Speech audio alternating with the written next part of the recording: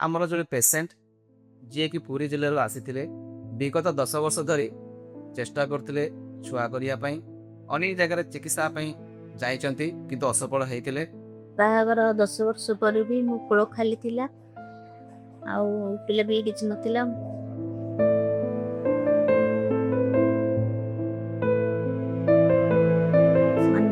बहुत जगह भी मान ट्रीटमेंट हेजी हेले मु सक्सेस हेनी। पेसेंट जनक लास्ट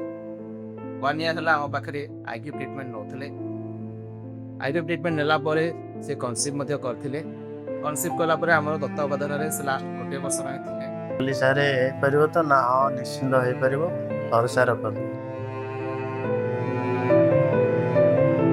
आमे जेतले भांगी पड़ू सारे उत्साहित करा भांगीबार किछि नै भरोसा रख निश्चिंत सक्सेस हो। तब रबिन सर निरामय सर को थोड़े मो ट्रीटमेंट हे मतलब इला पर 7 मास पर मोर बेबी रहिला तपरे 10 वर्ष पर माँ आपंकर दुख लाघव वाला माँ धन्यवाद देवी आपन को हाईटेक उपर भरोसा कर धन्यवाद देवी आपन को आम उपर भरोसा कले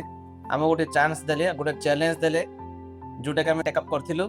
एवं सफल भावे आपनकर रिजल्ट देखिले ट्रीटमेंट में सक्सेस हेलु धन्यवाद देवी प्रथम आपन को तापर आईटेक हॉस्पिटल बहुत बहुत धन्यवाद हम बहुत खुशी जो मानकर गर्भधारण करिवार असुविधा होची से माने आसी